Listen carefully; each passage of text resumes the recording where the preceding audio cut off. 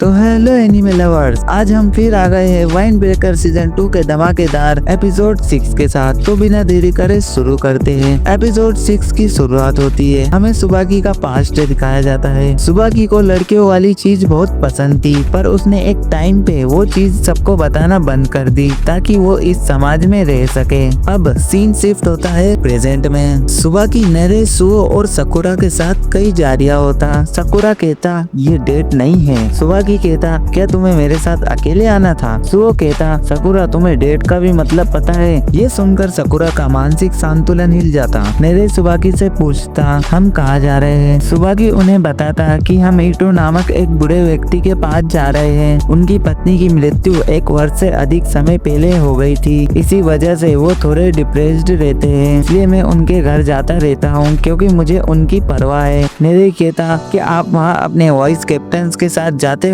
सुबाकी कहता हाँ, पर मैंने इस बार सोचा उन्हें नए लोगों के साथ मिलकर अच्छा लगेगा। सुओ कहता हम वहाँ क्या करने जा रहे हैं। सुबाकी कहता कुछ खास नहीं, बस उनके साथ बातचीत करने और उनके साथ वक्त बिताने। ईटो इन सब का स्वागत करते हैं। ईटो सुबाकी से कहते हैं आज मैं फ्राई टर्की पकाने जा रहा हूँ, मैं तुम्हारे साथ खाना चाहता हूँ। सुबाकी कहता मैं बहुत खुश हूँ, मुझे फ्राई टर्की बहुत पसंद है। और ये तीनों एक दूसरे से कह रहे होते हैं। गार्डन बहुत हरियाला और वो खुश है। ये कहाँ से डिप्रेस्ड लग रहे हैं। ईटो कहते मैं इनसे पहली बार मिल रहा हूँ। सुबाकी कहता ये सब फर्स्ट ईयर के हैं। ईटो कहते ये फ्यूरिन बच्चे बहुत फैशनेबल हैं। एक के बाल सुंदर मिमोसा रंग के हैं। ये एक फूल का नाम है। एक की इयररिंग्स कोरल के बने हैं। ये पुराने जमाने के दशक की तरह दिखते हैं। और इस बंदे की आंखें बहुत सुंदर है। इसने मुझे उस समुद्र बीच की याद दिला दी जब मैं अपनी बाइक के साथ जाता था। सुबाकी कहता आप सूरज के डूबने तक बीच पर एक साथ खड़े रहते थे, वो बहुत रोमांटिक है। ईटो कहते वो इतना खूबसूरत था कि हम दोनों वहाँ से हिले भी नहीं थे, इसलिए हम गिर गए थे और रेत में भीगकर घर चले गए। ईटो कहते सॉरी, मैं दरवाजे पर ही बात करने लग गया, तुम सब अंदर आ जाओ। नेरे कहता सकुरा तुम इतने लाल क्यों हो रहे हो। सकुरा कहता मुझे नहीं पता। सुबाकी किचन देखकर कहता यहाँ बहुत अंधेरा है, बचा हुआ खाना फ्रिज के अंदर बजाय बाहर है और आपका बल्ब खराब हो चुका है। ईटो कहते मैं इन सब चीजों के बारे में भूल गया था। नेरे कहता मैं इस बल्ब को बदल देता हूँ। सुओ कहता क्या आप इसे भी भूल गए थे। ईटो कहते हाँ, मैं इसके बारे में भी भूल गया। ये सब ईटो की हेल्प करने लगते।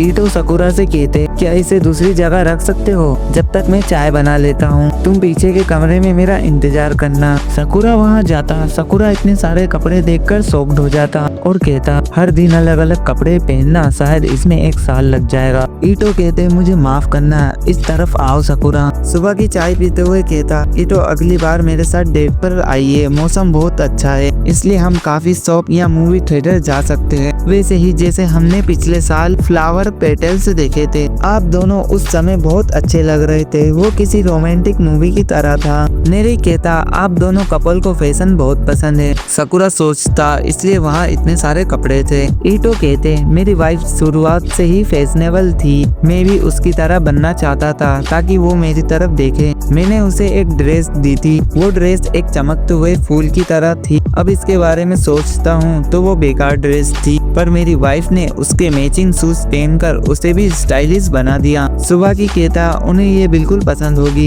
ईटो कहते वो हालांकि हमेशा मुस्कुराती रहती थी और बहुत शांत इंसान थी, वो ज्यादा बात नहीं करती थी, पर जो वक्त मैंने उसके साथ बिताए वो खुशियों से भरे हुए थे। नेरी कहता आपका रिश्ता बहुत शानदार होगा। अब शाम हो जाती, ये सब घर जाने लगते। ईटो सकुरा से कहते तुम्हारी आंखों की वजह से मैं अपनी वाइफ के बारे में इतना कुछ याद कर पाया, तुम्हारा शुक्रिया। ये सुनकर सकुरा का फेस वापस से लाल हो जाता। सकुरा कहता मैंने कुछ नहीं किया। सुबह की रास्ते में तीनों से कहता जब मैंने सुना वो डिप्रेस्ड है तो मुझे उनकी चिंता हुई, लेकिन जो मैंने सोचा वो इससे बेहतर लग रहे थे। लेकिन कभी कभी मुझे उनके चेहरे पर उदासी दिखती है क्योंकि उन्होंने अपने बहुत ही प्यारे पर्सन को खो दिया, लेकिन मुझे नहीं लगता यही कारण है, जरूर कोई और बात है। हालांकि सुनने के बाद भी वो कहते हैं चिंता की कोई बात नहीं, लेकिन पर मैं चाहता हूँ कि वो बिल्कुल ठीक रहे, बट मैं उनकी खुशी के लिए कुछ भी करूँगा। सुओ सुबाकी से पूछता, आपको उनकी इतनी परवाह क्यों है? सुबाकी कहता, उनकी वाइफ के मुझ पर बहुत एहसान है। सुबाकी अपने पास्ट के बारे में बताता कि उसे लड़कियों वाली चीज पसंद थी, पर डर के मारे किसी को बताता नहीं था, और उसका नेम सुबाकीनो था। सुबाकी के दोस्त उसे कार्स टॉय का पोस्टर देते, पर वो सुबाकी को पसंद नहीं था। सुबाकी पोस्टर लेके अपने दोस्त को शुक्रिया बोलता, उसके दोस्त उसे बाय बोलकर चले जाते। सुबाकी पोस्टर के पीछे लड़कियों की चीज देखकर खुश होता और कहता, ये कितनी क्यूट है, इसके कलर और डिजाइन मुझे पसंद है, इसे मैं अपने कलेक्शन में ऐड करूंगा। तभी उसे याद आता कि वो लड़का है, इसलिए खामोश हो जाता। सुबाकी को रास्ते में एक इयररिंग मिलती जो सुबाकी को बहुत सुंदर लगती। तभी पीछे से वही ईटो आता। ईटो कहता, वो मेरी वाइफ की है, मैं कब से ढूंढ रहा था। सुबाकी इयररिंग देते हुए सोचता, ये आदमी होते हुए इन्होंने अंदर पिंक शर्ट पहन रखा है, पता नहीं क्यों, बट ये बहुत सुंदर लग रहे हैं। ईटो सुबाकी को अपने घर ले जाता। ईटो अंदर जाके अपनी वाइफ से कहता, तुम्हारी इयररिंग्स मिल गई, जिसे एक लड़के ने ढूंढी, वो तुम्हारा वेट कर रहा है। सुबाकी उन्हें देखकर हैरान हो जाता, क्योंकि वो बहुत फैशनेबल लग रही थी। वो सुबाकी को इयररिंग्स ढूंढने के लिए शुक्रिया कहती। ईटो सुबाकी के लिए टर्की लाते और कहते, जो तुम्हें पसंद हो ले लो। सुबाकी खामोश रहता। ईटो कहते, क्या तुम्हें टर्की पसंद नहीं? सुबाकी कहता, मैं इनके कपड़े देख रहा था, ये बहुत सुंदर है। ईटो कहते, ये तुम्हें अच्छे लगे? ये मैंने उसे गिफ्ट दिया था, मुझे लगा इस मौसम में इस पर अच्छे लगेंगे, तुम फैशन के बारे में काफी जानते हो।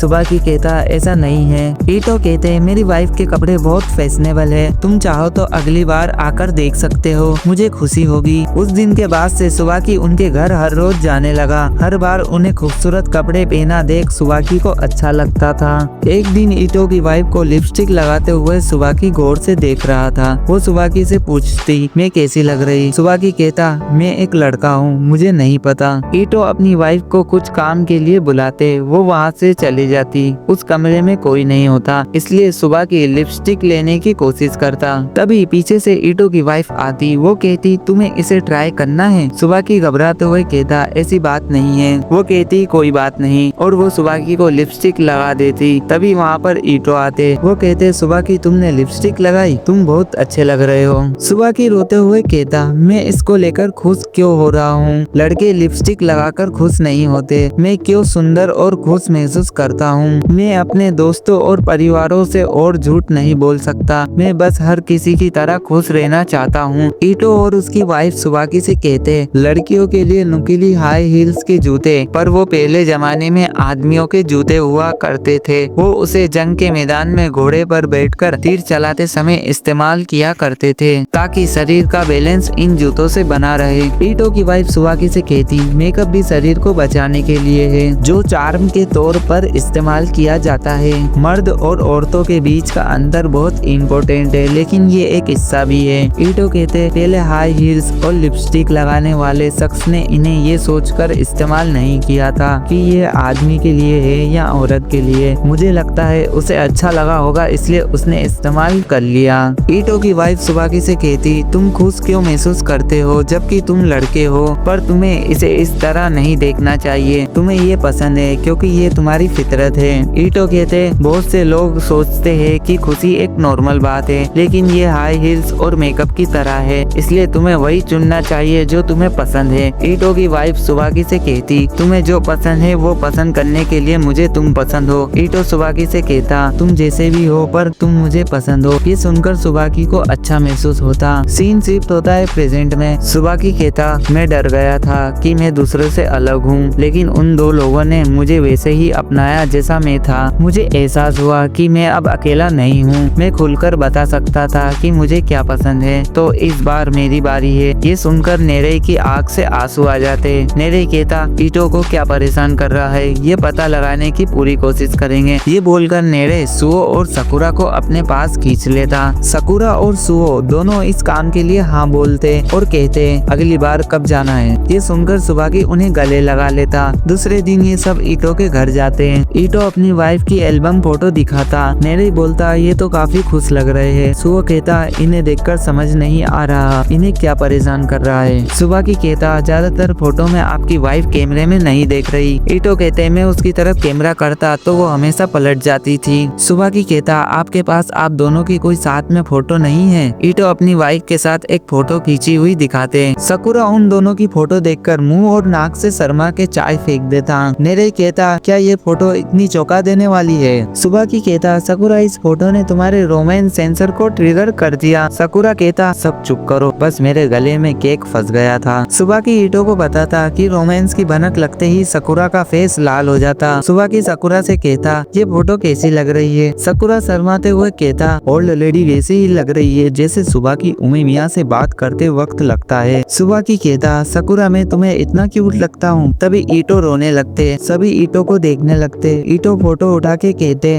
तुम्हें वाकई ऐसा लगता है। मैं तब से परेशान हूँ जब से मैं अकेला हुआ हूँ। क्या वो वाकई मेरे साथ खुश थी। मुझे उससे प्यार था इसलिए मैं बहुत खुश था। पर हमारी शादी अरेंज मैरिज थी। वो ज्यादा बोलती भी नहीं थी इसलिए मैं सोचता था कि ये उसके लिए कैसा रहा होगा। सभी सोचते कि यही बात ईटो को परेशान कर रही थी। ईटो कहते जब तक मैं उसके साथ रहा तब तक ये बात मुझे परेशान नहीं करती थी। जब से मैं अकेला हुआ हूँ तब से मुझे ये बात परेशान करने लगी है। सुओ ईटो से कहता क्या ये फोटो लेने की कोई वजह थी। पूरा गार्डन उन पेड़ों से भरा है जो खिलते नहीं। वो डॉगफुट ट्री अजीब लग रहा है और आपने उसी ट्री के सामने फोटो ली। ईटो कहते पेड़ लगाना मेरी हॉबी है और डॉगफुट ट्री मेरी वाइफ लगा रही थी। उसे फोटो लेना पसंद नहीं था पर उस ट्री को लगाने के बाद उसने फोटो की जीत की। सुओ ईटो से कहता ट्री लगाने से पहले आप दोनों के बीच क्या कुछ हुआ था। ईटो को याद आता। वो बताते कि एक दिन नाखून काटते वक्त उन्होंने अपनी वाइफ से कहा था कि वो बहुत फैशनेबल है और वो उनकी तरह फैशनेबल बनना चाहते हैं ताकि वो उनकी तरफ देखे। उसने कुछ जवाब नहीं दिया। ईटो कहते हैं मैं हमेशा कहता था वो अच्छी लग रही है पर क्या मैं भी उसे अच्छा लगता था। पर अब सोचता हूँ ये उलझन मुझ में तब से ही थी।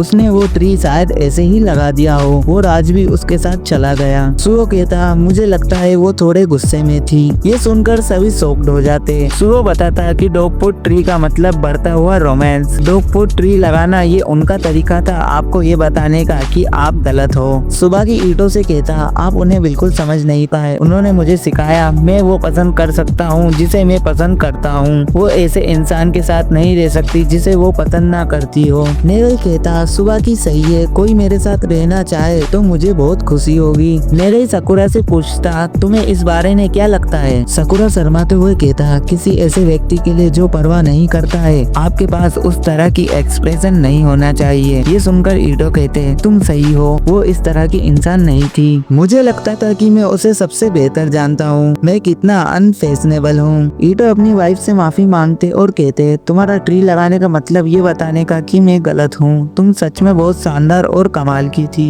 और इसी के साथ एपिसोड 6 खत्म हो जाता। तो गाइज आपको एपिसोड 6 में कौन सा पार्ट अच्छा लगा कमेंट में बताना। और वीडियो जरा सी भी अच्छी लगे तो वीडियो को लाइक और चैनल को सब्सक्राइब कर लेना। और मैं आपसे मिलता हूँ नेक्स्ट वीडियो में। तब तक के लिए बाय।